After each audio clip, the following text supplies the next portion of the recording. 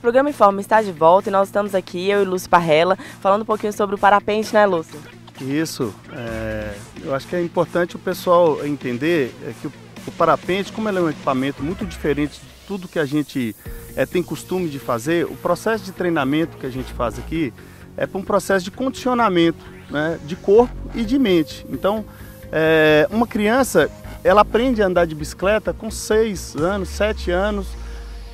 Então, o adulto, ele já tem aquele movimento aprendido lá nos seus tempos de criança. O parapente, por ser um equipamento muito diferente, e a gente normalmente aprende, começa a voar já numa fase já adulta, você tem um processo de condicionamento do corpo, né, e até da cabeça, para a gente aprender a lidar com o movimento pendular que tem no parapente, que é o que a gente faz aqui, é um processo de condicionamento, né? Então, por isso que o treinamento ele é lento, ele é árduo do ponto de vista dessa dinâmica que a gente precisa dar para que o corpo da gente acostume com esse tipo de movimento e você possa lidar bem com o equipamento. Então é um pouco a brincadeira que a gente faz aqui. Eu costumo falar que é uma brincadeira, né, que a criança gosta de soltar papagaio. Aqui a gente faz uma brincadeira onde a gente vai brincar de ser papagaio.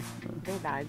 Eu queria ver um pouquinho do equipamento, eu tenho certeza que o pessoal que está assistindo a gente quer também conhecer como que é, então a gente pode ir lá, né? Para você fazer uma demonstração pra gente, vamos lá? Vamos sim, vamos lá. Então, Lúcio, o que o aluno precisa saber primeiro para fazer esse voo? Bom, Laís, aqui para você ter ideia, o Marcelo, que é um aluno da escola, ele não voou sozinho ainda, né? Então o Marcelo, ele ainda está num processo de treinamento de aprender a ter habilidade com o equipamento, né? Já está bastante avançado até nesse tipo de treinamento, já está próximo de fazer seu primeiro voo, né? Então, o primeiro condicionamento que é feito é para ele aprender a lidar com o equipamento, para entender cada linha daquela, o que significa cada linha, né? O parapente, ele não passa de tecido e linha, que a partir do momento que o vento entra dentro do parapente ali e passa pelo parapente, ele se transforma numa asa. Então, o primeiro exercício do aluno é compreender o que cada linha daquela significa para ele, né? O que o tecido possibilita para ele, como que ele precisa manter o tecido inflado, né? Como que ele precisa, a relação que o tecido precisa ter com a massa de ar. Então esse é o primeiro exercício e o primeiro aprendizado que o aluno precisa. Também é compreender o restante do equipamento, né? Se a gente chegar aqui pertinho, chega aqui. Lúcio, o peso, ele interfere no peso do aluno no voo? O peso do aluno, o parapente, ele trabalha com faixa de peso, né? Então, todo mundo pode voar, na verdade, né? Desde as pessoas mais leves até a pessoa com peso maior. O que vai mudar é o tamanho do parapente. Então, a pessoa menor, um parapente menor. A pessoa maior, um parapente maior. A pessoa também precisa compreender, esse aqui é uma selete, que é a cadeirinha onde o piloto vai estar voando, né? Aqui embaixo tem um paraquedas reserva, né? Na verdade, né? Caso aconteça alguma coisa. Se tiver problemas no parapente, ele possa acionar o reserva, né? Mas o reserva é o último exercício, no caso de tentar evitar que você tenha um problema maior. O ideal é o quê? O ideal é que o parapente, como ele é totalmente flexível, do mesmo jeito que ele fecha, ele também reabre. Então ele foi feito para poder fechar e para reabrir. Então o ideal é o aluno desenvolver um nível de habilidade, né, que ele possa lidar com o equipamento, mesmo em situações adversas, que mesmo o parapente fechando, ele possa reabrir o parapente e continuar em voo, né? Então eu acho que isso é importante também. No caso do reserva, a utilização de reserva é só o último caso mesmo. Se acontecer um imprevisto mesmo, né? Só se acontecer um imprevisto e que o aluno, né, ou o piloto, ele não der conta de lidar com aquele imprevisto. Aí tem aquela última chance, né, que é o reserva.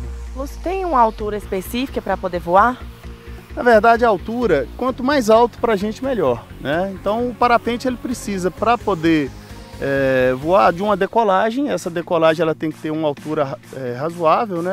As decolagens da região nossa, ela varia aí entre 150 metros até 250 metros, mas quanto maior, mais alto for essa decolagem, melhor. Então a gente precisa de uma decolagem limpa, um local limpo, e a gente precisa também de um local de pouso, né? Onde a gente possa pousar com segurança. Uma vez entrou em voo, quanto mais alto a gente conseguir subir, melhor pra gente, né? Mais divertido, né? Mais divertido e mais seguro, né? Porque o pessoal tem uma impressão que quanto mais alto, mais perigoso é. Na verdade, o parapente ele tem dois momentos de maior tensão e que a gente precisa de maior habilidade, que é na decolagem e no pouso, justamente nos momentos que a gente está próximo do solo.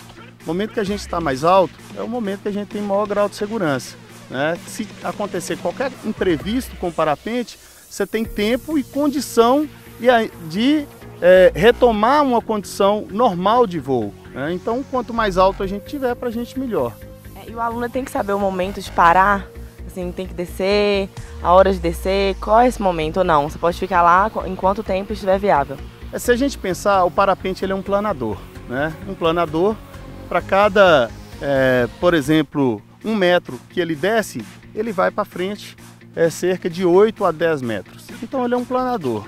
Normalmente ele vai estar sempre descendo, né? Então o que a gente precisa, o piloto precisa, é encontrar correntes ascendentes para que ele possa se manter em voo, né? Então o desafio é se manter em voo, é subir, né?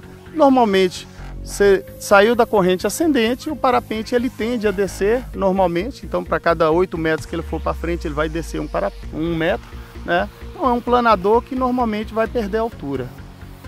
Então, Lúcio, nós vamos para um rápido intervalo e no próximo bloco a gente vai falar sobre os benefícios do parapente, né? Ah, sim, sim, e que são muitos, né? Tanto do ponto de vista físico quanto do ponto de vista das sensações que o parapente possibilita. É isso aí, então não sai daí, hein, gente?